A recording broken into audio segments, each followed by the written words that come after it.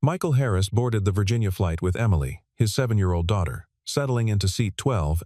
Vanessa Langford, the billionaire CEO, was forced to take 12E when first class malfunctioned. She grimaced at the father-daughter pair in their worn clothes and frayed backpack. While Emily slept against him, Michael quietly activated an old device hidden in his sleeve. At 32,000 feet, 2 F-22s suddenly appeared. Flanking the plane in perfect formation, the pilot announced. A distinguished passenger has been honored by the United States Air Force. Vanessa turned, stunned, to the man beside her.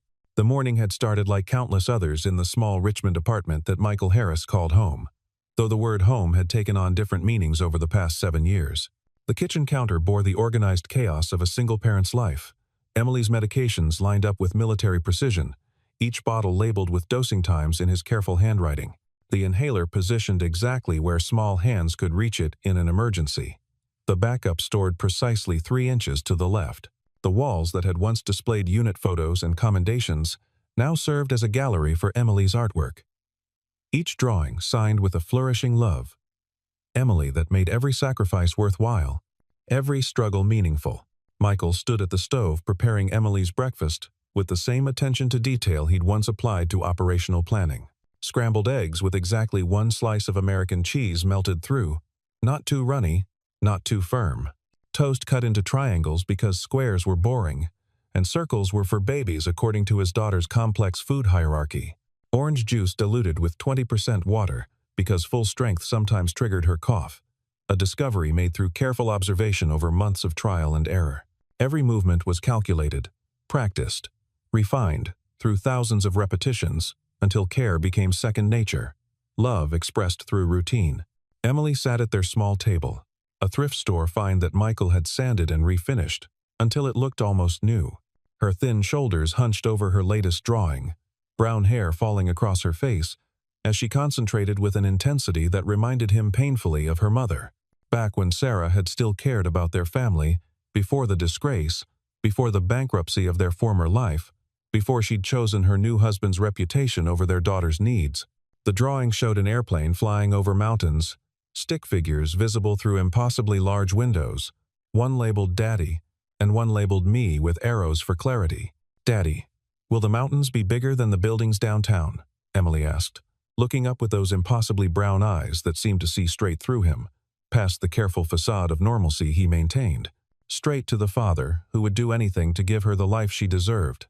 Her voice carried the slight rasp that had become their constant companion, the reminder that every breath was a small battle in a war they'd been fighting since she was 3 years old. Colorado Springs meant altitude, and altitude meant additional challenges for lungs that already struggled at sea level. But Dr. Morrison was there, one of only 3 specialists in the country working on the experimental treatment that insurance companies dismissed as investigational, that cost more than Michael made in 2 months of construction work. Much bigger, sweetheart, he replied, setting her plate down with the gentle precision he brought to everything involving his daughter. Some of them have snow on top even in summer. Can you imagine that? Snow when it's hot outside. Her face lit up with the kind of wonder that made every extra shift worthwhile. Every skipped meal forgotten. Every sacrifice fade into irrelevance.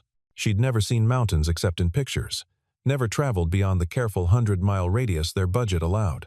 This trip had taken 6 months of saving, of taking work he'd once have considered beneath him, of swallowing pride that had once meant everything and now meant nothing compared to her needs. Will we see bears?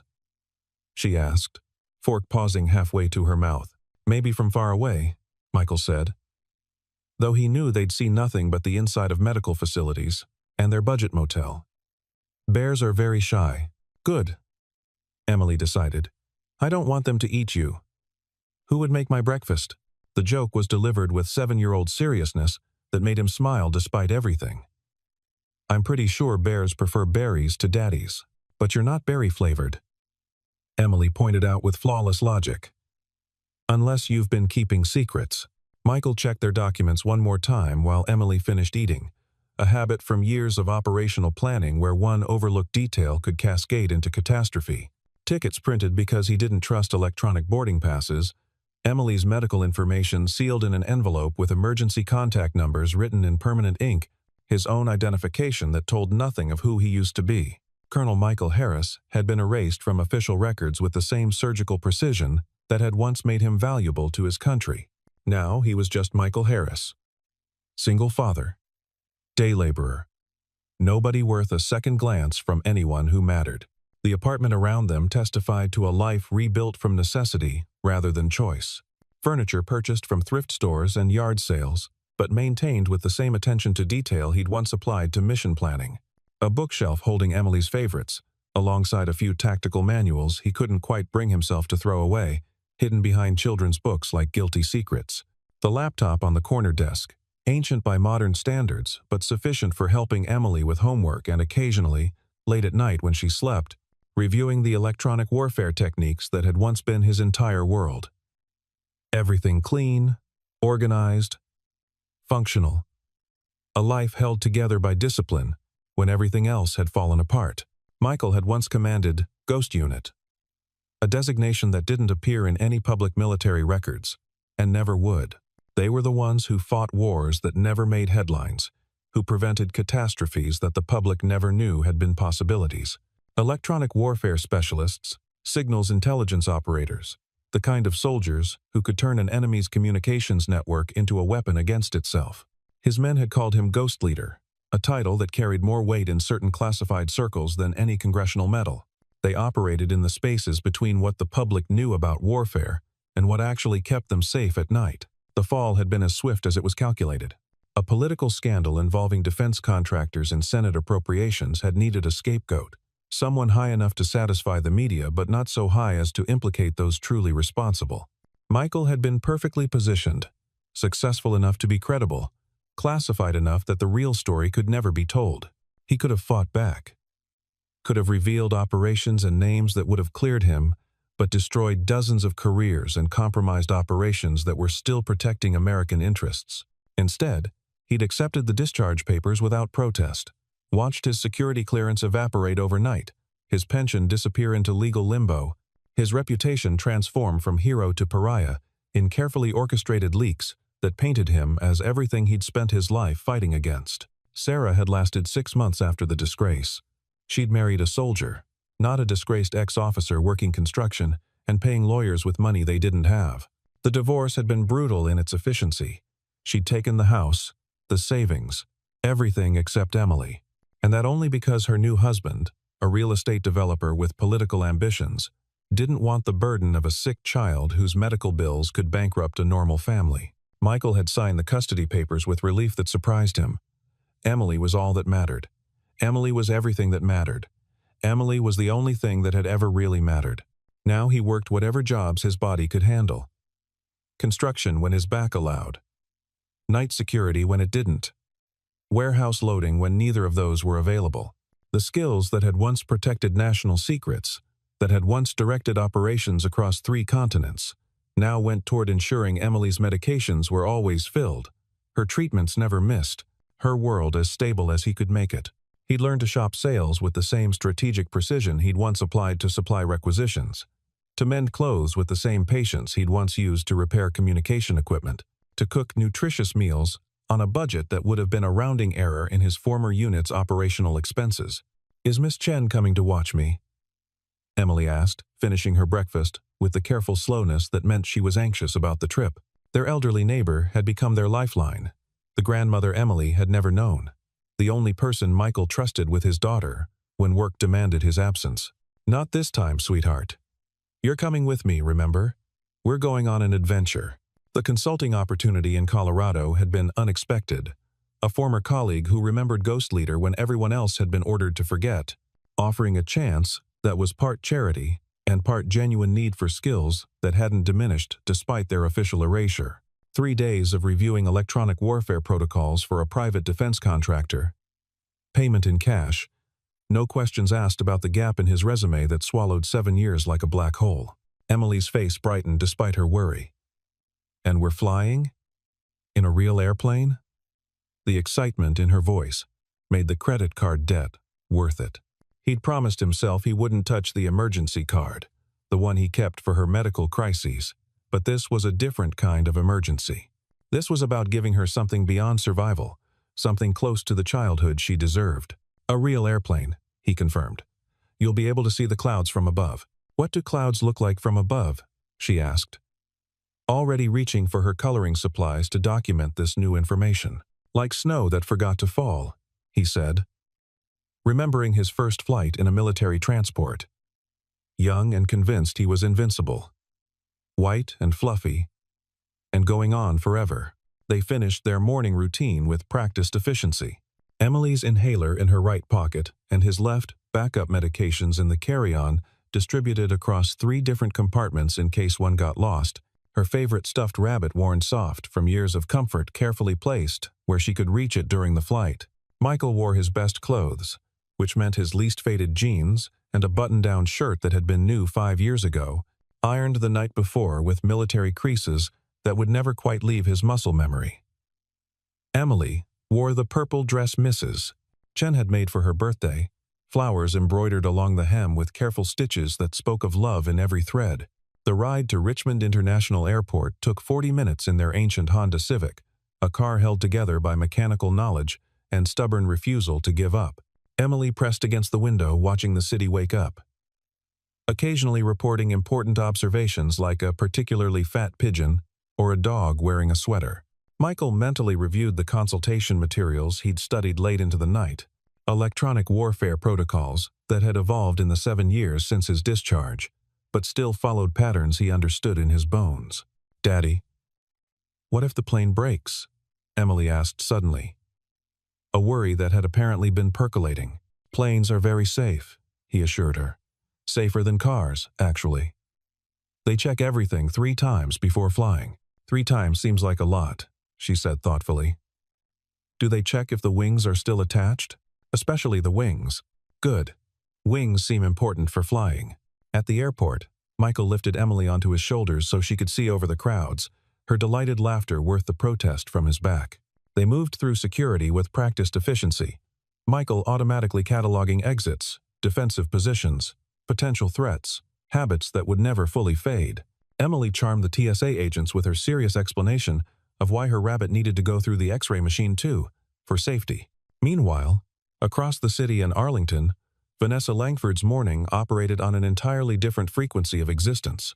Her penthouse alarm synchronized with the opening of the Tokyo markets at precisely 4:30, not because she traded, but because she believed in staying ahead of global patterns. Her coffee, imported from a specific plantation in Jamaica she partially owned, brewed automatically at 4:35. By 4:40, she was reviewing overnight reports from her company's international divisions, her mind already processing data faster than most people processed consciousness. At 34, Vanessa commanded more wealth than some small nations. Her company's valuation, approaching $10 billion based on algorithms she'd written, refined, and weaponized for the modern age of warfare. Langford Group didn't make weapons in the traditional sense. No bombs, no bullets, no tangible instruments of destruction. Instead, they created the invisible architecture of modern defense, encryption protocols that had proven unbreakable even by quantum computers, AI systems that could predict terrorist attacks with 97% accuracy, threat assessment matrices that had already prevented 6 major cyber attacks on critical infrastructure. She dressed with the same precision she applied to coding, each element of her appearance calculated for maximum impact. The Armani suit that cost more than most Americans made in a month, tailored to project authority without ostentation. The subtle jewelry that whispered rather than shouted wealth, her grandmother's diamonds reset in modern platinum, a watch that told time in 17 time zones and could access encrypted satellites if necessary. Her platinum blonde hair, maintained at a cost that would seem obscene to anyone who didn't understand that appearance was armor in the battles she fought daily. The call from the airline came as she was entering her Tesla, the autopilot already programmed for the airport. "Miss Langford, we're terribly sorry, but there's been a mechanical issue with the first-class cabin on your flight. We'd like to offer you our highest level of economy seating, or we can rebook you on tomorrow's flight with a full refund and additional compensation." The choice was no choice at all. The mountain conference wouldn't wait, and Vanessa Langford didn't accept delays. She agreed to the downgrade with the kind of controlled fury that would later result in someone losing their job, though she wouldn't personally oversee that particular punishment. People who failed her simply ceased to exist in her professional sphere. Ghosts of inefficiency she never thought about again. Walking through economy boarding felt like anthropological research, observing a culture she'd never had to understand. Families with too many children and not enough discipline. Business travelers whose companies didn't value them enough for premium seats. The elderly moving, with the careful uncertainty of those who'd outlived their confidence. She cataloged them all with the same analytical distance she applied to datasets, human variables, in an equation she had no interest in solving. When she reached row 12, the sight of the man and child in F made her jaw tighten involuntarily. Everything about them screamed the kind of lower middle-class struggle her parents had taught her to despise. His clothes bore the telltale signs of repeated washing, colors faded to suggestions of what they'd once been. The child's dress was obviously homemade, probably by some well-meaning neighbor. Their backpack, held together with duct tape in places, sat under the seat like an admission of defeat. She settled into 12E with the kind of controlled grace that made even economy seats look deliberate, pulling out her laptop to review her presentation one final time. The AEGIS-7 system would revolutionize military AI. She was certain of it. 18 months of development, 40 of the brightest minds in technology, and her own singular vision had created something that would change the nature of warfare itself. Michael felt her presence before seeing her. A shift in the air pressure that his trained senses still registered despite years of civilian life. The woman settling into 12E radiated the kind of hostile privilege he'd encountered in Pentagon briefings, where contractors treated warriors like necessary evils, tools to be used and discarded. Her perfume alone probably cost more than their flights, a complex scent that filled the space between them with unspoken judgment. He pulled Emily closer instinctively, a protective gesture that had nothing to do with physical threat and everything to do with shielding his daughter from the contempt he could feel emanating from their new neighbor. Emily, blessedly, was already growing drowsy, her morning medication making her sleepy, as it often did on travel days. She curled against him with the absolute trust of a child who knew that wherever Daddy was, she was safe. "Story, Daddy?" she murmured, already half asleep. Once upon a time, he began quietly. There was a little girl who could paint the sky. The plane reached cruising altitude, with the usual announcements and service routines that Michael ignored with practiced ease. Emily had fallen into the deep sleep of childhood, her head pillowed on his shoulder, her small hand clutching his shirt with the grip of someone who'd learned to hold on tight to what mattered. He watched her with the vigilance of a parent who had learned to read every breath, every shift, every sign of potential distress. 3 hours to Colorado. 3 hours of holding perfectly still so she could rest. 3 hours of being her entire world. His hand moved almost unconsciously to his wrist, fingers finding the edge of the device hidden beneath his frayed cuff. The Ghost Unit transmitter should have been destroyed 7 years ago. Its frequencies dead, its codes meaningless. But Michael had never quite been able to let go of this last connection to who he'd been. Once a month, sometimes more when the weight of invisibility grew too heavy, he would activate it, sending out a brief burst of encrypted data that no civilian equipment could detect or decode. The signal he sent was brief, lasting less than 2 seconds, a tight burst of data that expanded into complex algorithms once received. Authentication codes that had once meant immediate response from the most classified units in America's arsenal. Unit designation that had once commanded resources most people couldn't imagine. Status marker that still, despite everything, read active in the system, because no one had remembered to change it. Or perhaps because someone, somewhere, refused to accept that Ghost Leader was really gone. He didn't know that 17 intelligent satellites registered the transmission simultaneously, that automated systems began cascading alerts through channels that had never actually forgotten Ghost Leader, that somewhere in Cheyenne Mountain, screens lit up with recognition protocols that hadn't been triggered in 7 years. He didn't know that certain people had been waiting, hoping, watching for this exact signal. The F-22s materialized from empty sky like predators revealing themselves, though their intent was far from hostile. They appeared at the commercial aircraft's 7 o'clock position, approaching with the kind of precision that spoke of the highest levels of pilot training. They matched the Boeing speed exactly, maintaining perfect formation at a distance that was close enough to be clearly visible but far enough to avoid any turbulence. Inside the plane, passengers began to notice, pointing and pulling out phones despite regulations, excitement rippling through the cabin like electricity. The pilot's voice, when it came over the intercom, carried a mix of confusion and awe that suggested this was far outside normal procedures. "Ladies and gentlemen, this is your captain speaking. We are currently being escorted by 2 United States Air Force F-22 Raptors. This is not, I repeat, not a standard procedure, and there is absolutely no cause for alarm. We've been informed that." There was a pause, the sound of muffled communication with ground control, voices raised in what sounded like disbelief. "We've been informed that a distinguished member of our armed forces is being honored with an aerial salute. On behalf of the entire crew, we thank this individual for their service." The fighters held formation for exactly 90 seconds. Michael counted them with the same precision he'd once used to time operations, before peeling away in perfect synchronization, their departure as crisp and professional as their arrival. The cabin erupted in applause and speculation. Passengers craned their necks, looking for someone in uniform, someone who looked like a hero, someone who matched their mental image of military excellence. Nobody looked at the single father in 12F, holding his sleeping daughter, while tears he wouldn't acknowledge gathered in his eyes.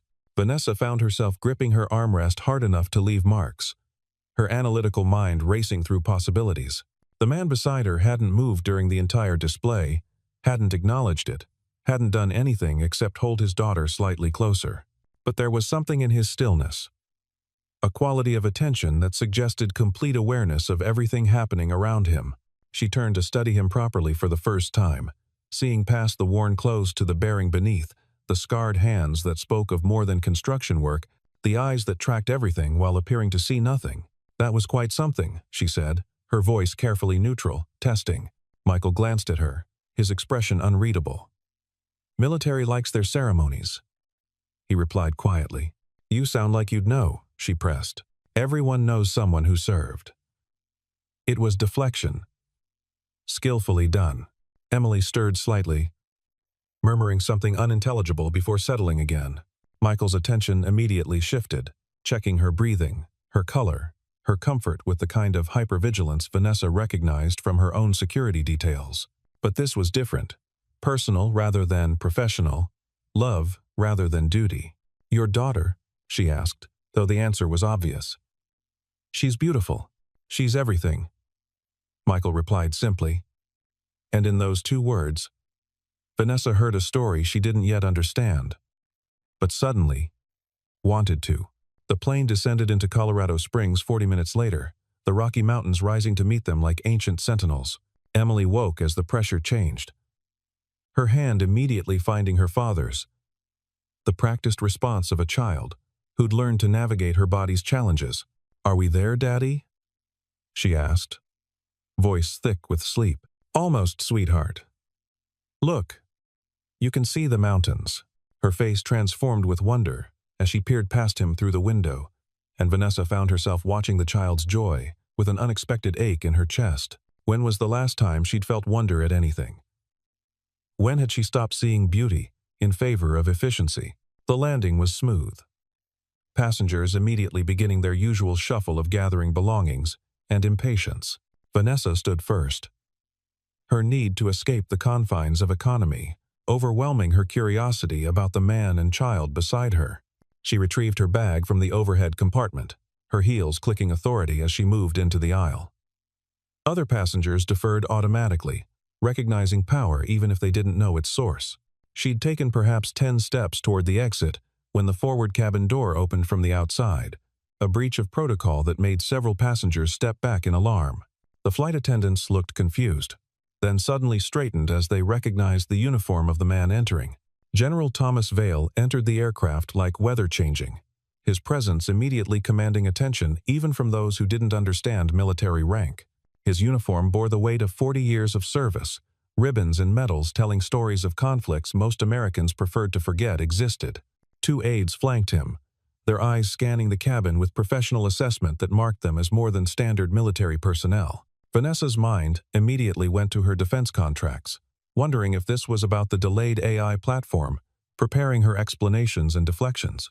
But Vale walked past her as if she didn't exist, his destination clear and purposeful. He stopped at row 12, where Michael was helping Emily with her small backpack, checking that her inhaler was accessible. The entire cabin seemed to hold its breath as understanding rippled through the space. This was who the fighters had honored. This unremarkable man in worn clothes. This single father who'd spent the flight holding his sick child. "Colonel Harris," Vale said, his voice carrying the authority of someone who had ordered men to die and lived with the consequences. "We never got to say goodbye properly." "Ghost Unit remembers." Michael stood slowly, Emily's hand in his face composed but something raw flickering behind his eyes. "General," he acknowledged. The single word, carrying years of unspoken history. Vale's weathered face cracked into something between a smile and grief. 7 years, Mike. 7 years of the community waiting for you to break radio silence for real. That signal today, the authentication codes, they lit up boards that have been waiting. Some of us never believed the official story. "This isn't the place, Tom," Michael said quietly, using the familiar name that spoke of shared history beyond rank and protocol. His eyes dropped meaningfully to Emily, who was watching the exchange with the intense attention children brought to adult mysteries. Vale nodded, understanding immediately. "Of course, but the invitation stands. Whenever you're ready, the community owes you more than we can ever repay, but we'd like to try." He turned to Emily, his expression softening remarkably. "You must be the famous Emily. Your father told us so much about you, back when he could still talk to us." Emily studied Vale with that direct gaze that seemed to see through pretense. "He doesn't talk about the old days much," she said seriously. "He says, the best stories are the ones we're living now." Vale's eyes grew suspiciously bright. "Your father always was the wisest of us. Take care of him, young lady. He's more important than he lets anyone know." Emily nodded solemnly. "I know, he's my hero. Even if nobody else sees it." The general's aide stepped forward with a folder, but Michael shook his head minutely. "Not now, not here," he repeated. Vale accepted the refusal with grace. "Then at least let us arrange transportation. My car's outside. We'll take a cab, thanks." Emily likes to see the city from ground level. As the military contingent departed, the cabin erupted in excited chatter. But Michael was already moving, lifting Emily with practiced ease, avoiding eye contact and conversations with the skill of someone who'd learned to be invisible despite being seen. They passed Vanessa in the jet bridge, and for a moment their eyes met. She saw in his gaze not pride or satisfaction, but a kind of resigned acceptance, as if being seen was a burden he'd learned to bear rather than seek. "Colonel," she said, the word feeling strange on her lips. He paused, Emily's arms around his neck. "Just Michael," he corrected gently. "That other person doesn't exist anymore." But Emily shook her head against his shoulder. "Yes, he does," she said firmly. "He just wears different clothes now." The Mountain Strategic Defense Conference represented the bleeding edge of military thinking, where theoretical met practical in ways that determined the future of warfare. Held in a secure facility near Cheyenne Mountain, it brought together the brightest military minds and the most innovative private sector technologists. Vanessa had presented here 5 times before, each appearance cementing her reputation as the wonderkind of defense technology. This year's presentation on Aegis 7 was meant to be her masterpiece. The AI system could predict and counter threats before they materialized, reading the digital noise of the world like ancient priests read omens. She stood at the podium in a charcoal suit that spoke of serious intent, her presentation flowing with practiced ease. Aegis 7 doesn't just respond to threats, she explained to the audience of generals, admirals, and defense contractors. It anticipates them. It thinks like an adversary, but faster, without the human limitations of emotion or ethics, that slow response time. In our simulations, it's defeated every attack vector with a success rate of 98.7%. "May I ask a question?" The voice came from the back of the auditorium, quiet but carrying authority. Michael stood in civilian clothes that looked even more worn under the harsh auditorium lights, a visitor's badge clipped to his shirt pocket. General Vale, from his front row seat, made a gesture that silenced the security personnel who'd started moving. "The floor recognizes our special advisory consultant," he said, the title deliberately vague but carrying weight. "Your algorithm assumes adversarial behavior follows predictable patterns based on historical data," Michael said, walking slowly down the aisle. "But what happens when the enemy knows you're watching? When they feed you false patterns for 6 months, letting your AI learn their decoy behavior while preparing something entirely different?" He reached the front of the room, his presence somehow commanding despite his casual appearance. "In electronic warfare, we call it poisoning the well. Your AI is brilliant, Miss Langford, but it's learning from a dataset that any competent signals intelligence unit could contaminate." The room had gone completely silent. Admiral Chen from Pacific Command leaned forward. "Colonel Harris, are you suggesting the entire AI defense paradigm has this vulnerability?" "I'm saying that any system that learns from enemy behavior can be taught to learn the wrong lessons," Michael replied. "Miss Langford's technology is remarkable, genuinely groundbreaking, but it needs what we called a doubt protocol. A secondary system that assumes its primary learning is compromised and looks for what it's been trained not to see." Vanessa felt her carefully constructed presentation beginning to unravel, but her mind was already racing ahead, seeing the flaw he'd identified. "You're suggesting the entire learning model could be compromised through deliberate misinformation?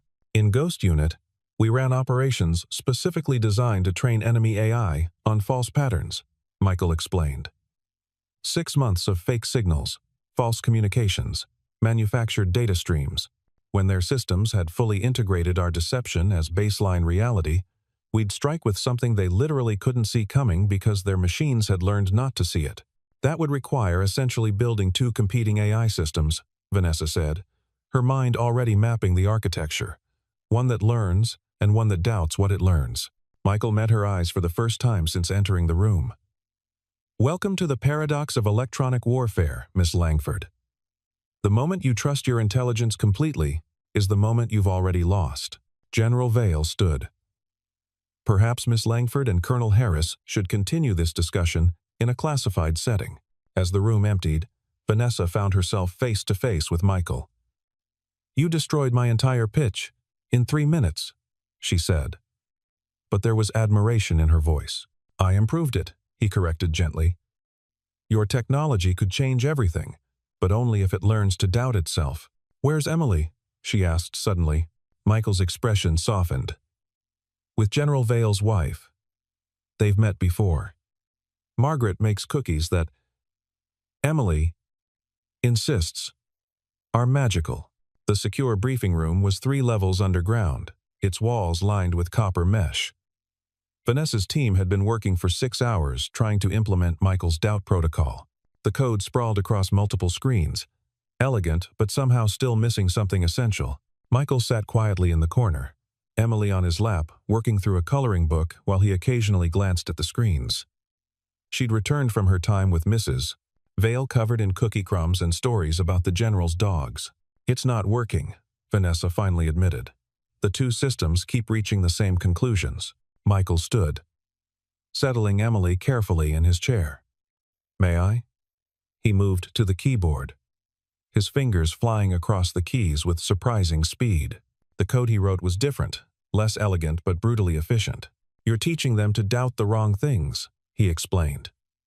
"They're doubting the data, but not the framework for interpreting the data." He pulled up a simulation. "This is based on a real operation from 6 years ago. The enemy fed us 17 months of false data, perfect in every way, except one tiny detail. They forgot that their fake communications didn't account for local prayer times. 5 times a day, their fake traffic continued while their real operators were at prayer. The absence of absence, we called it." The simulation ran, and suddenly, AEGIS, Seven's doubt protocol activated, flagging patterns everyone else had missed. The room erupted in excited chatter. "It's not about finding what's wrong," one engineer said excitedly. "It's about finding what's too right." Michael nodded, stepping back from the keyboard. "In Ghost Unit, we had a saying.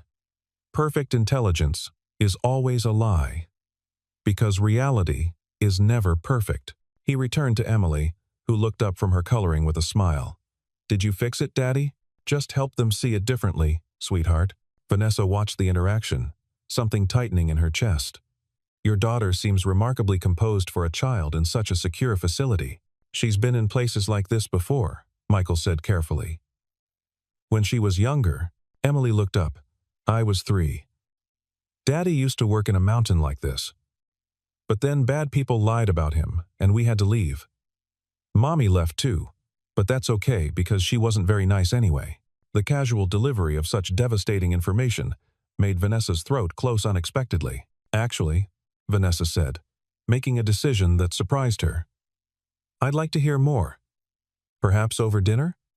To thank you both. Emily's face lit up. Can we go somewhere with mac and cheese? Michael looked between his daughter and Vanessa. Miss Langford probably has more sophisticated tastes, but Vanessa was already pulling out her phone. I know a place that does truffle mac and cheese. If you're interested, the restaurant occupied that perfect middle ground between upscale and family-friendly. They sat in a corner booth, Emily beside her father Vanessa, across from them feeling unexpectedly nervous. She'd negotiated billion-dollar contracts with less anxiety than she felt watching Emily carefully navigate her inhaler before the meal, Michael's practiced hands helping without making it seem like help. You have very pretty hair, Emily said suddenly, looking at Vanessa with the directness only children could manage. It's like Elsa's from Frozen. Vanessa touched her platinum blonde bun self-consciously. Thank you, though I suspect Elsa's requires less maintenance. Emily giggled. Daddy says your hair probably costs more than our rent. Michael's face flushed with embarrassment. Emily, that's not appropriate dinner conversation. But Vanessa found herself laughing. Genuinely laughing for the first time in months. Your daddy's probably right. It's rather ridiculous when you think about it. Why don't you have any kids? Emily asked with devastating honesty. Don't you like them? The question hung in the air like a challenge. Vanessa could feel Michael tense, ready to redirect his daughter, but she held up a hand. I never thought I'd be very good at it, she admitted. My parents believed children should be efficient and productive, not loved just for existing. They sent me to boarding school when I was 6, and I saw them perhaps 3 times a year after that. Emily's face scrunched in confusion. That's silly. Kids don't have to do anything to be loved. They just have to be kids. Right, Daddy? That's right, sweetheart. Love isn't something you earn. Your parents were wrong, Emily announced with certainty. You would probably be a good mom if you tried. You just need practice. The innocence of the statement shattered something in Vanessa's carefully constructed armor. Michael spoke gently. In combat, we called it the warrior's paradox.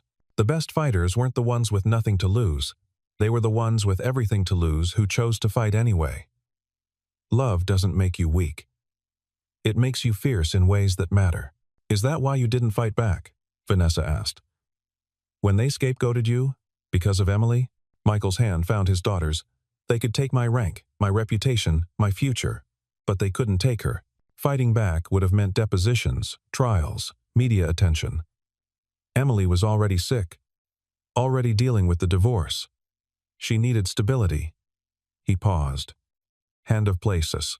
Besides, the truth would have compromised operations, put other ghosts at risk. My honor wasn't worth their lives. Emily looked up at her father. Then, back at Vanessa. Daddy says honor isn't what other people think of you. It's what you know about yourself when nobody's watching. When Emily excused herself to the restroom, Michael's expression darkened. She's dying, he said quietly. Not immediately, but her lungs are deteriorating. 5 years if we're lucky, maybe 7 with new treatments I can't afford. Vanessa's mind was already calculating. Langford Group has excellent medical coverage. If you were a full-time consultant, I won't take charity. Especially not for her. She needs to see her father earn their life, not beg for it. It wouldn't be charity, Vanessa insisted. You saved my entire presentation today. The doubt protocol concept alone is worth millions. Emily returned, soon covered in chocolate ice cream. As they prepared to leave, she tugged on Vanessa's designer jacket. Will we see you again? I'd like that, Vanessa said, meaning it. The partnership proposal sat on Michael's kitchen table for 3 days before he opened it. The apartment was small but meticulously clean, Emily's drawings covering one wall, her medications organized on the counter with military precision. The contract Vanessa had sent was generous beyond reason, with medical benefits that would cover Emily's treatments, educational provisions, and a salary that seemed impossible. The handwritten note gave him pause. This isn't charity. This is recognition of value that others failed to see. Your country failed you. I won't. Emily found him reading it, climbing onto his lap. Is that from Miss Vanessa? She likes you, Daddy. It's complicated, sweetheart. But you're both lonely, Emily said simply. And lonely people should help each other not be lonely anymore. Michael called the next morning. I have conditions. They met at her office. First condition, Michael said. I remain a ghost. No public announcements. Expected. Next, Emily comes first. Always. Agreed. Third, I want access to your development lab after hours for personal projects related to her condition. Vanessa leaned forward. You're trying to solve it yourself. I have a better idea. Langford Group needs a medical technology division. You head it. Full resources. That's not what I'm asking. It's what Emily deserves. What other children like her deserve. Fine, he said. But I want something else. Once a week, you have dinner with us. Emily needs to see that strong women exist. The announcement of Michael's honorary restoration came without warning, delivered by General Vale at a Pentagon ceremony. The truth was finally told. 7 years late, Ghost Unit's existence was acknowledged. Michael's sacrifice reframed as heroism rather than disgrace. Emily sat in the front row, wearing a dress Vanessa had quietly purchased. When Michael was called forward, he moved with the bearing of the soldier he'd never stopped being. But when it came time for speeches, he did something unexpected. My daughter would like to say something, he said, lifting Emily to the podium.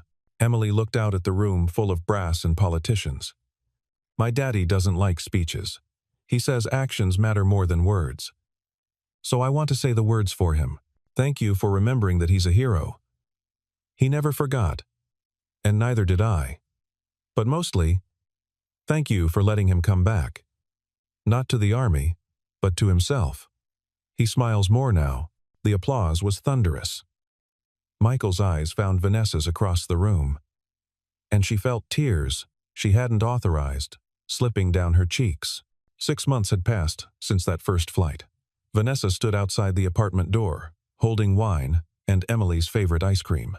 These weekly dinners had become the cornerstone of something none of them quite had words for yet. The door opened before she could knock, Emily grinning up at her. Daddy said you'd be exactly on time. You're always exactly on time. The apartment had changed subtly. A few of Vanessa's books on the shelves, her spare laptop charger by the kitchen counter, a photo from the Pentagon ceremony framed beside Emily's drawings. After dinner, Emily asleep on the couch. The adults talked quietly over wine. We've been dancing around this for months, Michael said. I know. I'm terrified. Good. Terror means it matters. You're already family, Vanessa. We're just waiting for you to realize it. I love you, she said. Both of you. Emily's voice came from the doorway. Finally. Can we go home now? All of us? A year after that first flight, the Langford Harris Medical Research Center held its grand opening. Emily cut the ribbon, her breathing assisted by a prototype device her father had helped design, funded by the company Vanessa had built. No regrets? Vanessa asked Michael in his new lab. How can I regret anything that led here? As they walked out together, Vanessa thought about that flight. About the man she'd dismissed in seat 12F. Sometimes the best things in life came from being profoundly wrong. Sometimes a ghost was exactly what a lonely woman needed.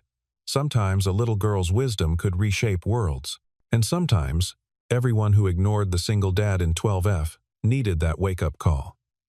That moment of recognition, that value doesn't announce itself with fanfare, but sits quietly beside you, waiting for you to see that the greatest strength might look like vulnerability, that love wasn't weakness, but the source of all meaningful power. The hospital room was sterile white, its silence broken only by the soft hum of medical equipment. Two 7-year-old twin girls sat in their wheelchairs, facing a small birthday cake with flickering candles. No one sang. No one smiled. Their eyes glistened with unshed tears as they stared at the lonely flames. Then footsteps approached a janitor in his worn uniform pushing a cleaning cart, his 6-year-old son clutching his father's hand. The man paused, his weathered face softening. "Can we join you?" he asked gently. The twins looked up, startled. For the first time that day, hope flickered in their eyes, brighter than the candles before them. Victoria Sterling was everything the world expected. A CEO to be brilliant, beautiful, and utterly untouchable. At 34, she commanded a healthcare empire worth billions, her golden hair always perfectly styled, her designer suits immaculate. But beneath the polished exterior lived a woman drowning in guilt. Every night, she relived the moment that destroyed her family, the screeching tires, the impact, her husband's final breath, and her daughter's screams. The accident had taken her husband and left both girls paralyzed from the waist down. She'd been in a board meeting, choosing work over driving them to their dance recital. Now, she could barely look at them without seeing her failure reflected in their innocent eyes. The twins, Emma and Lily, were mirror images with distinctly different souls. Emma, the elder by 3 minutes, masked her pain with forced cheerfulness, chattering endlessly about imaginary friends to fill the silence. She dreamed of running again, though she never spoke it aloud. Lily retreated into art, her sketchbooks filled with images of birds in flight, dancers mid-leap, everything she could no longer be. Both girls had inherited their mother's delicate features and their father's warm brown eyes, eyes that now held a sadness no child should know. Marcus Hayes stood 6'2", his military bearings still evident despite trading his uniform for a janitor's coveralls. At 35, he possessed the kind of rugged handsomeness that came from years of service, strong jaw, broad shoulders, hands that had once steadied rifles, now gentle enough to braid his son's hair. He'd been a decorated Marine until his wife Sarah died when a drunk driver ran a red light. The medals meant nothing after that. He'd walked away from everything, choosing minimum wage work at the hospital to ensure he'd never miss another moment with his son. Little Tommy Hayes was pure sunshine in human form. 6 years old with his father's dark hair and his mother's mischievous grin, he possessed an uncanny ability to find joy anywhere. He talked to everyone, patients, nurses, even the potted plants in the hallway. His father's gentle strength lived in him, manifested as fearless compassion. While other children might shy away from wheelchairs and medical equipment, Tommy saw only potential friends waiting to be discovered. Marcus had noticed the twins before during his evening rounds. They were always alone in the VIP suite, surrounded by expensive toys that remained untouched. Today was different. He'd overheard nurses mentioning it was their birthday. The sadness radiating from that room pulled at something deep within him. Tommy had tugged his sleeve, whispering, "Dad, they look lonely." That was all it took. "I'm Tommy," the boy announced, stepping forward without hesitation. "Is it really your birthday?" "Mine was last month, and Dad made me chocolate chip pancakes for breakfast. Do you like chocolate chips?" Emma's eyes widened. It had been months since anyone their age had spoken to them. I love chocolate chips," she whispered. "Me too," Lily added, her voice barely audible. Marcus knelt beside the wheelchairs, his presence somehow both imposing and comforting. "I'm Marcus. This enthusiastic fellow is my son. Would it be okay if we sang happy birthday? Can't have a proper birthday without the song." The girls exchanged glances, a lifetime of silent communication passing between them. Emma nodded first, then Lily. Marcus's deep baritone mixed with Tommy's enthusiastic off-key singing filled the room. For 3 minutes and 17 seconds, the sterile hospital room transformed into something magical. Victoria heard the singing from the hallway. She'd been rushing back from another emergency board meeting, her heels clicking against linoleum, phone pressed to her ear. The sound stopped her cold. Her daughters were laughing, actually laughing. She approached the doorway, ready to demand answers, to protect her children from strangers. But the scene before her stole her words. A janitor and his son sat cross-legged on the floor, her daughters leaning forward in their chairs. all four of them covered in cake frosting. Tommy was demonstrating how to make frosting mustaches, while Marcus pretended to be horrified at the mess. Emma was giggling uncontrollably, while Lily quiet. Withdrawn, Lily was actually speaking, telling Tommy about her favorite colors. Victoria's hand flew to her chest. When had she last heard them laugh? When had she last sat on the floor with them, not caring about appearances or propriety? She stood frozen in the doorway, watching this stranger give her daughters what she couldn't: simple, uncomplicated presents. "Your mom's here," Marcus said softly, noticing her. He began to rise, apology already forming on his lips. But she held up a hand. "Please," she said, her voice catching. "Don't stop." Their eyes met across the room. Wealth and simplicity, power and humility. Two broken souls recognizing something in each other. Marcus saw past the designer suit to the exhausted mother beneath. Victoria saw past the janitor's uniform to the grieving widower within. The moment stretched, loaded with possibility. Days turned into weeks, and Marcus and Tommy's visits became the highlight of the twins' hospital stays. They came every evening after Marcus's shift ended, Tommy's backpack bulging with games, puzzles, and art supplies. The routine developed naturally. Tommy would burst through the door with his daily joke. Marcus would check on the girls' comfort, adjusting pillows and wheelchairs with practiced ease. Then they'd dive into whatever adventure Tommy had planned. "Today, we're pirates," Tommy announced one evening, producing eye patches made from construction paper. "Emma, you're the captain. Lily, you're the artist who draws our treasure maps. Dad's the ship's cook." "What are you?" Emma asked, already placing the patch over her eye. "I'm the parrot," Tommy squawked, flapping his arms. "Polly wants a cracker. And cake. And ice cream." Marcus helped the girls with their physical therapy exercises, turning mundane stretches into games. "Okay. We're reaching for stars," he'd say, guiding their arms upward. "Emma, you've got the North Star. Lily, you're reaching for Mars." His military training had taught him discipline, but fatherhood had taught him patience. He noticed things Victoria's expensive therapists missed: how Emma pushed too hard, risking injury in her determination; how Lily gave up too quickly, afraid of hoping. Victoria began timing her returns to coincide with their visits. She'd stand outside, laptop in hand, pretending to work while watching through the doorway. Her assistant Catherine noticed the change immediately. "You're smiling," Catherine observed one evening. "Am I?" Victoria touched her face, surprised. "It's nice. You should do it more often." Victoria watched Marcus help Emma with a particularly difficult stretch, his massive hands impossibly gentle. "Did you know she hates that exercise? She screams when the physical therapist does it." "Maybe it's not about the exercise," Catherine suggested carefully. "Maybe it's about who's helping." Tommy had started calling the twins his sisters, announcing to anyone who'd listen that he had two sisters who are superheroes in wheelchairs. The girls bloomed under his innocent acceptance. Emma began telling real stories instead of fantasy ones. Lily started sharing her drawings, even creating a comic book series titled The Adventures of Captain Tommy and the Wheeling Wonders. One evening, a storm knocked out the hospital's main power grid. The backup generators kept essential equipment running, but the rooms were dim, shadows dancing on walls. The twins panicked. They'd been terrified of the dark since the accident. Victoria was in a board meeting across the city. Unreachable. The nurses were overwhelmed with other emergencies.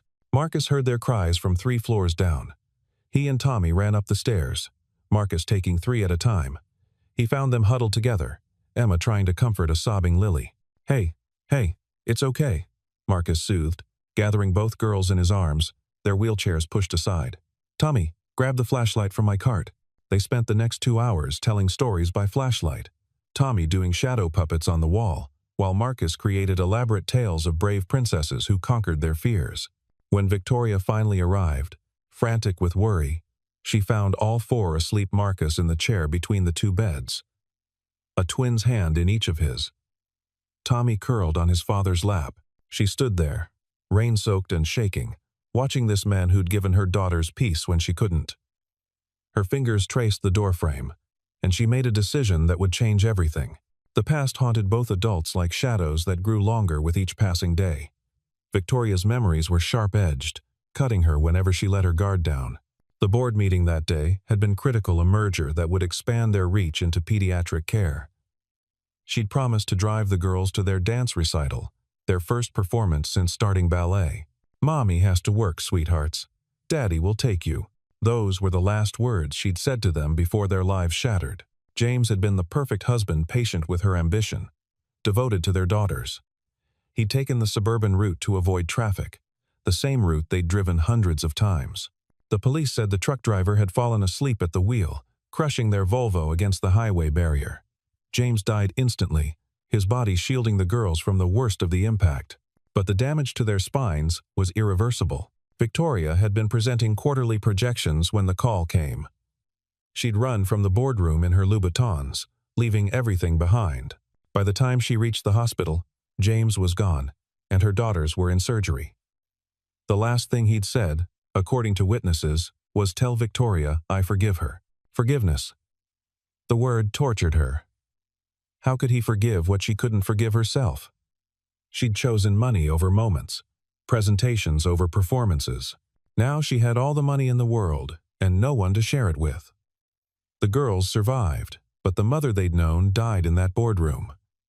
In her place stood a stranger who provided everything but herself. Marcus's story was different but equally devastating. Sarah had been his high school sweetheart, the one who'd waited through 3 deployments, who'd kissed his scars and held him through nightmares. She'd been driving home from her night shift as a nurse. Ironic, really, that she'd spent her life saving others but couldn't save herself. The teenager who hit her had been drinking since noon, celebrating his 18th birthday. His father was a senator. He got 2 years probation. Marcus had been teaching combat tactics at Quantico when the call came. He'd driven through 3 states without stopping, but she was already gone. Tommy had been at daycare, too young to understand why Mommy wasn't coming back.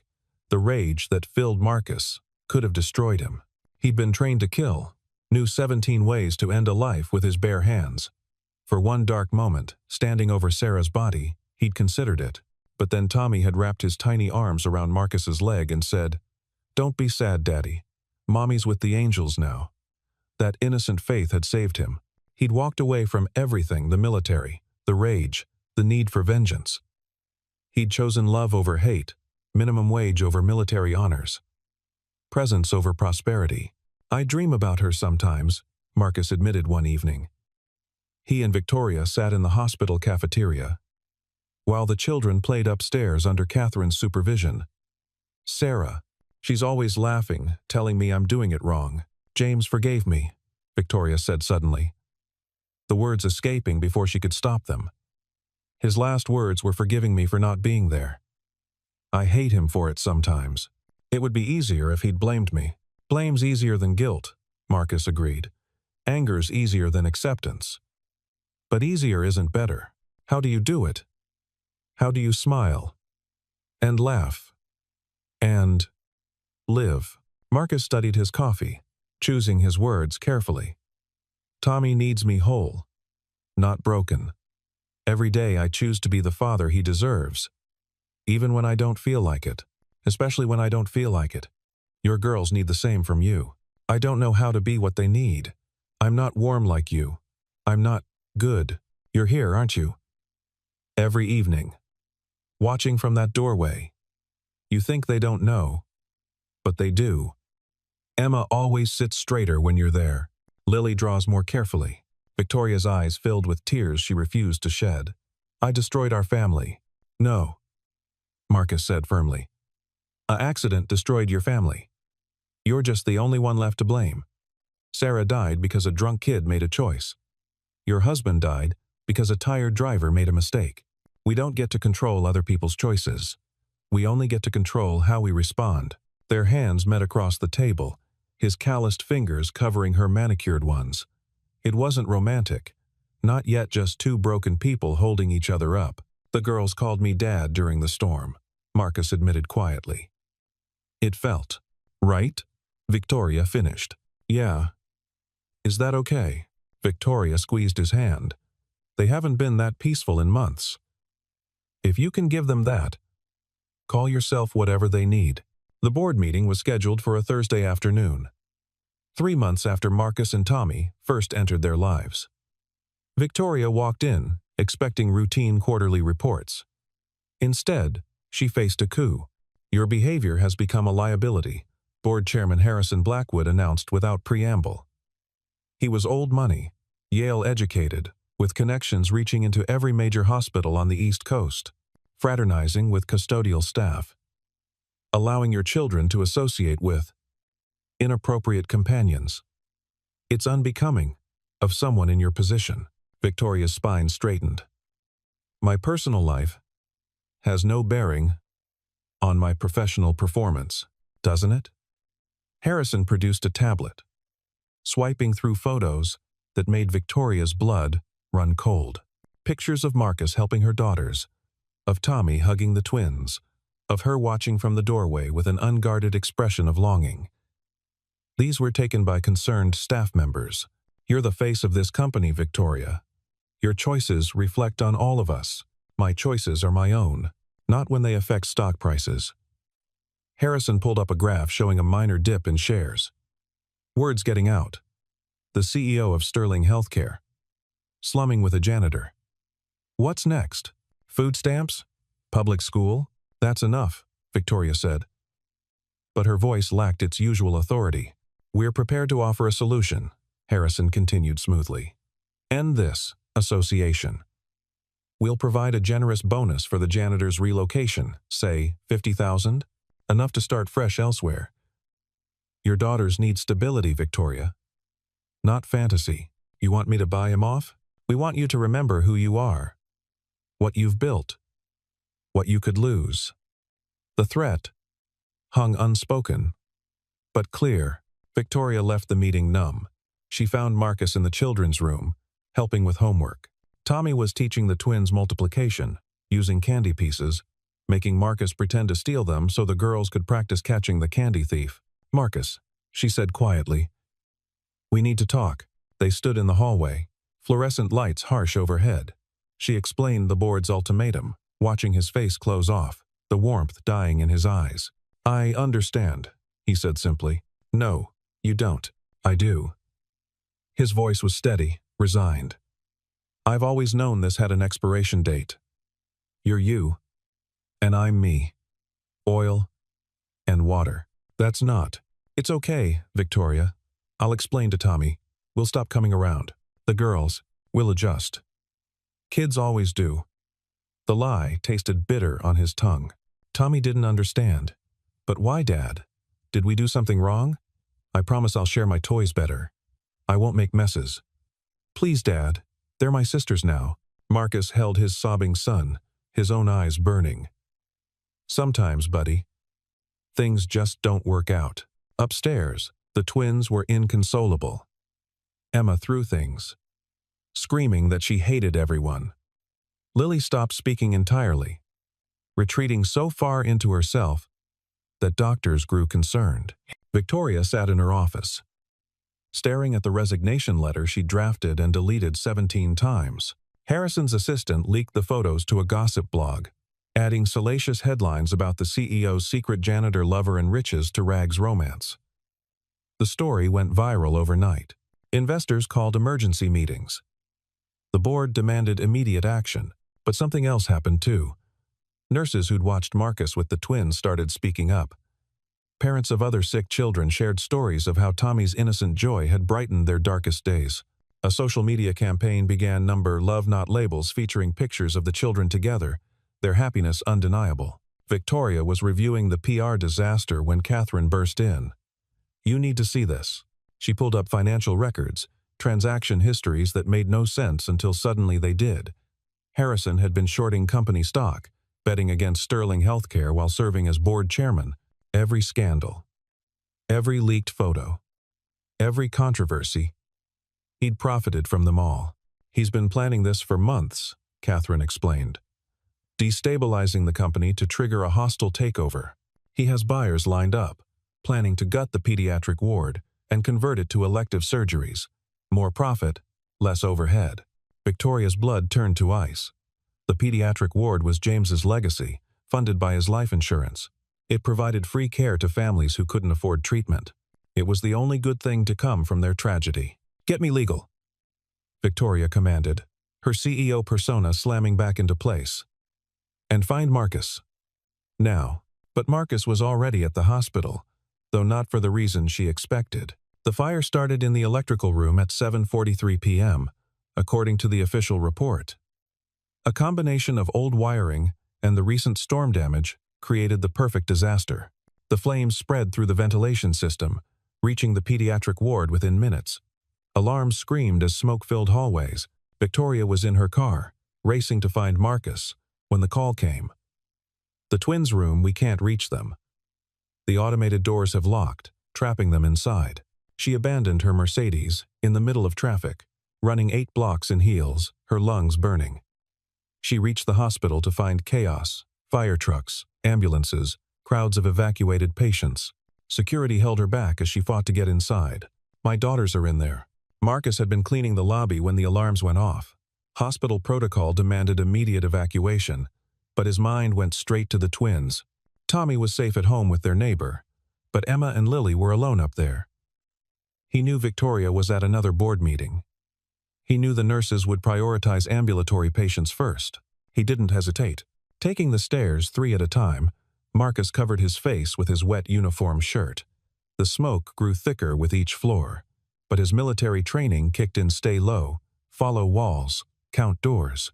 He'd memorized the route to their room weeks ago, could walk it blindfolded. The VIP ward was a maze of smoke and screaming alarms. The electronic locks had engaged, the safety protocol backfiring catastrophically. Marcus found a fire extinguisher, using it to smash the reinforced glass door. His hands bled, but adrenaline numbed the pain. The twins were huddled together, Lily unconscious from smoke inhalation. Emma, barely conscious, dragging herself toward the door. "I knew you'd come," Emma whispered. "Dad always comes." The word hit him like a physical blow. He scooped up both girls, their wheelchairs abandoned. Muscle memory from carrying wounded Marines taking over. The journey back was hell smoke so thick he navigated by touch, Emma coughing against his neck. Lily terrifyingly still. The stairwell door had locked behind him. The smoke was rising. They were trapped. Marcus set the girls down gently, using his body to shield them. He ripped the emergency phone from the wall, praying it still worked. "This is Marcus Hayes.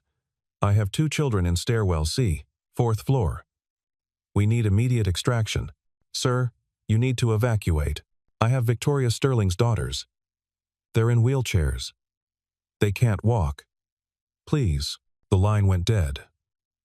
Marcus gathered the girls again, preparing to break down the door with brute force when he heard it axes on metal, firefighters breaking through. They emerged into chaos, Marcus refusing to let go, even as paramedics swarmed them. Victoria saw them come out, Marcus's massive frame cradling both girls, his face black with soot, hands leaving bloody prints on their nightgowns. She ran to them as paramedics loaded the twins into ambulances. "They called me Dad," Marcus said, his voice broken. "When I found them, they called me Dad." Victoria kissed him then, in front of everyone, the cameras, the board members, the entire world.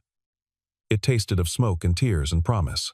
"You are their dad," she said fiercely. "You're the father they deserve." The aftermath moved quickly.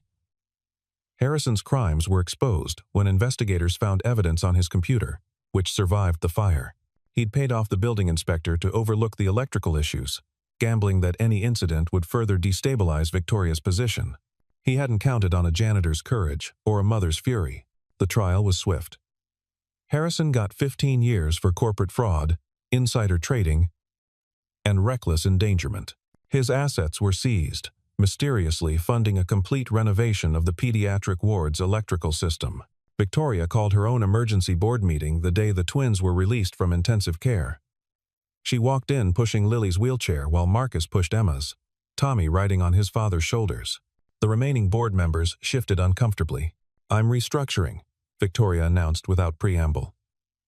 "Effective immediately, Sterling Healthcare will focus on accessible pediatric care. We're cutting executive bonuses by 60%, redirecting those funds to families who can't afford treatment. Any board member who disagrees is welcome to resign." You can't. One member started. I own 51% of shares, Victoria reminded them. I can do whatever I want.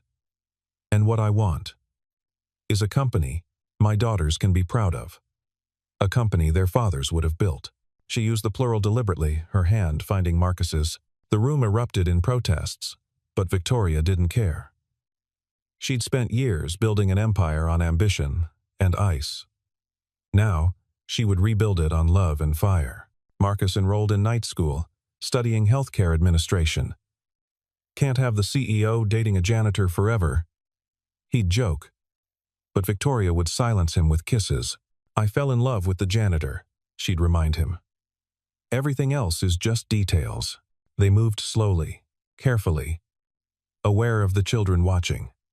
Marcus kept his apartment for 6 months, though he spent most nights on Victoria's couch. There, when nightmares woke. The girls. Tommy officially moved in first. His dinosaur backpack taking residence next to the twins' ballet bags, which they kept despite no longer dancing. The girls had good days and bad days. Physical therapy was grueling, teaching them to navigate a world not built for wheelchairs. But they faced it together, Emma's determination balancing Lily's caution, both drawing strength from Tommy's unwavering belief that his sisters were superheroes. Superheroes don't always fly, he'd say seriously. Sometimes they roll. It's actually faster, more aerodynamic. Marcus taught them to see their chairs as tools, not prisons. He built ramps for the house, widened doorways, installed grab bars painted in glitter paint, because Lily said medical equipment should sparkle. He never treated them as fragile. Adapting his marine training into wheelchair races and adaptive sports, Victoria learned to be present. She scheduled board meetings around school plays, worked from the therapy center, conducted conference calls from the playground.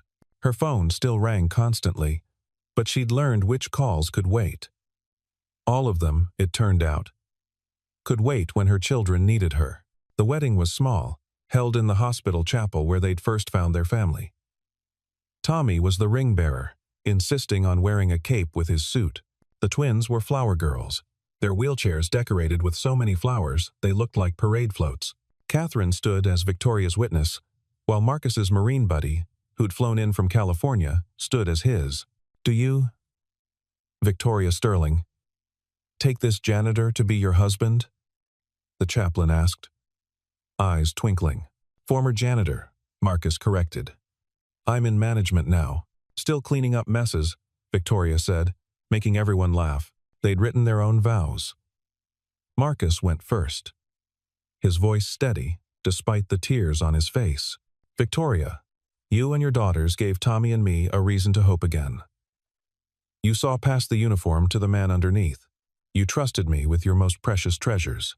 I promise to love your girls as my own, to be the father they deserve, and to love you with the fierce protectiveness of a Marine and the gentle patience of a man who knows how lucky he is. Victoria's vows broke tradition, addressing all 4 of them.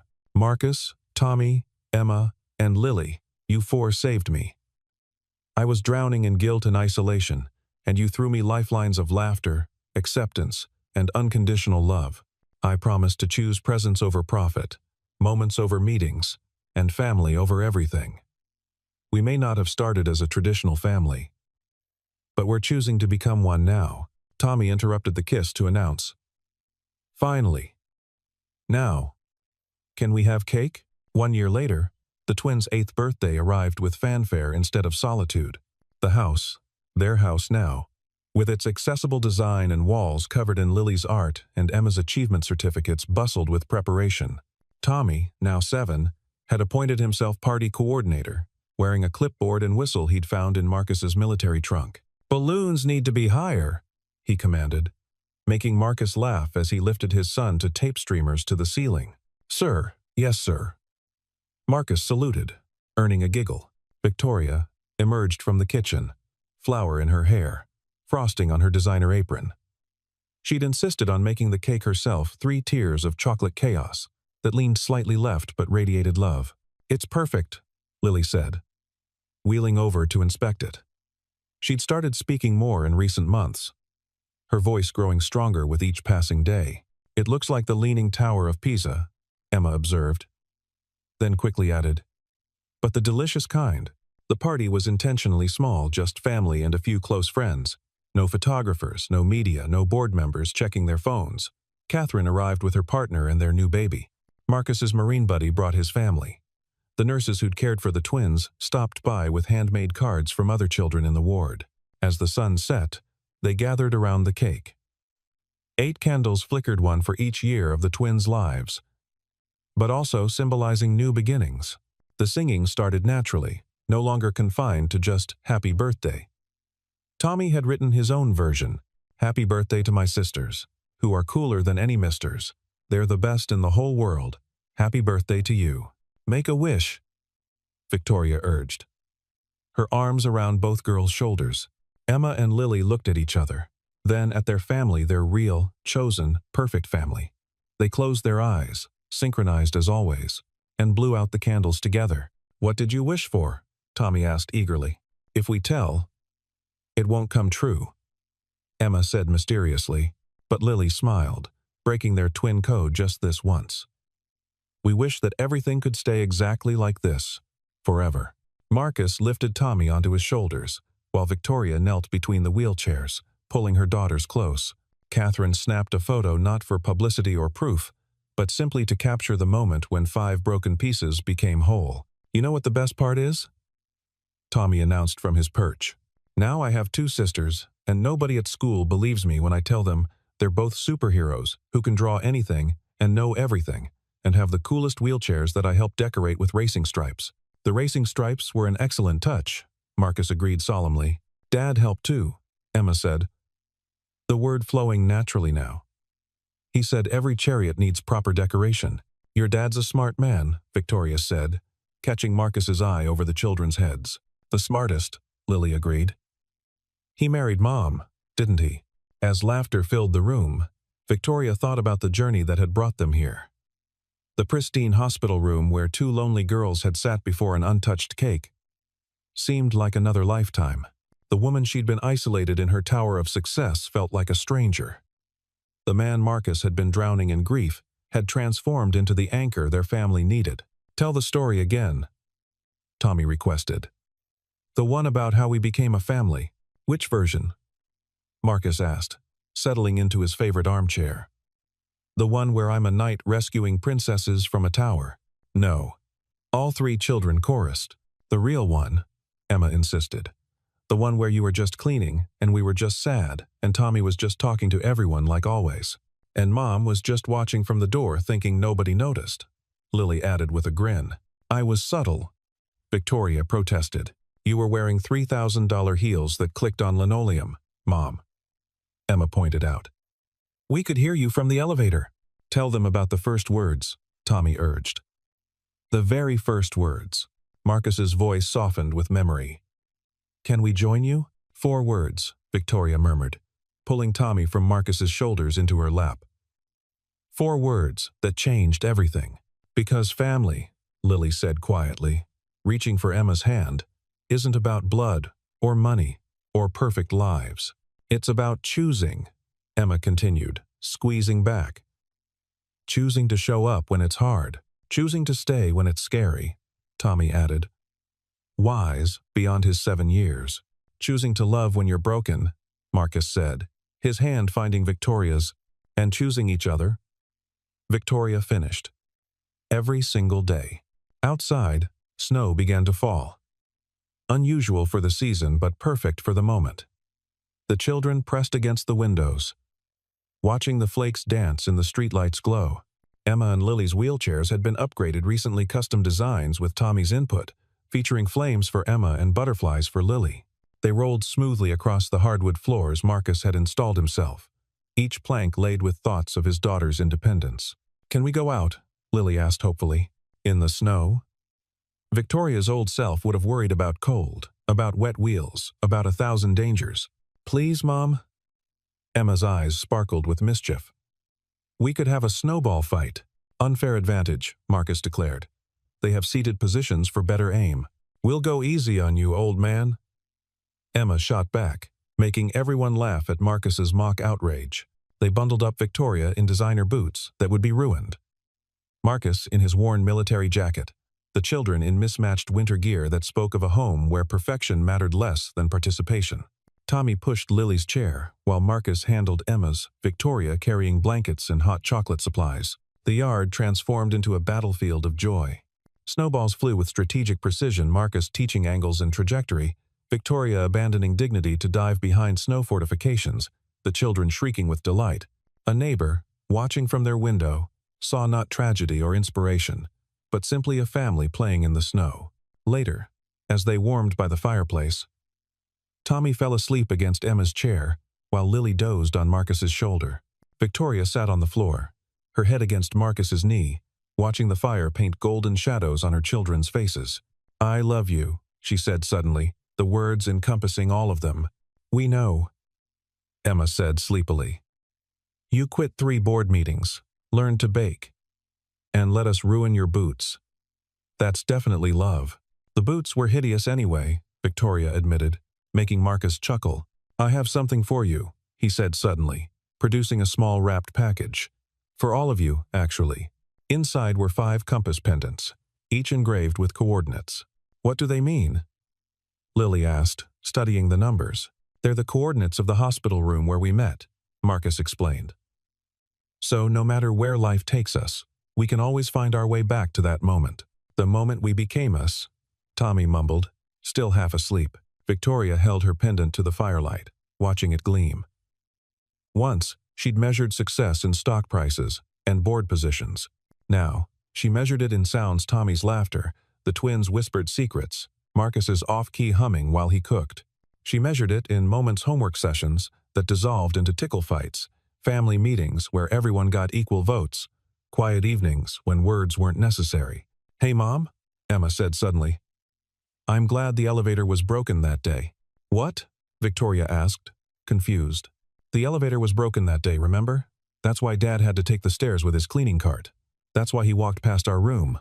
That's why Tommy saw us." Victoria hadn't known that detail. She looked at Marcus, who shrugged with a smile. "Best malfunction ever," he said simply. As the fire died to embers and the snow continued to fall, the Sterling Hayes family settled into sleep where they sat, a tangle of wheels and limbs and hearts that had chosen each other. The birthday cake, now demolished, sat on the coffee table, 5 forks abandoned on the platter, evidence of a family that shared everything, even dessert. In the morning, there would be challenges. The twins would face another surgery soon, attempting to restore partial sensation. Marcus would defend his thesis for his healthcare administration degree. Victoria would battle for more reforms against resistant board members. Tommy would start 2nd grade, navigating questions about his unique family structure. But tonight, in this moment, they were complete. Not perfect. Perfect was magazine covers and Christmas cards they'd never send. They were something better. They were real. They were chosen. They were home. "Can we join you?" had been the question that started it all. The answer, unspoken, but lived every day since, was simple. You already have. You always will. We are joined, we are family, we are one. And in a house full of laughter, where wheelchairs were chariots and cleaning carts could carry princes, where CEOs learned to bake and Marines learned to cry, where 3 children with 2 different mothers and 2 different fathers somehow shared the same heart, love wasn't just possible. It was inevitable. It was theirs. It was forever.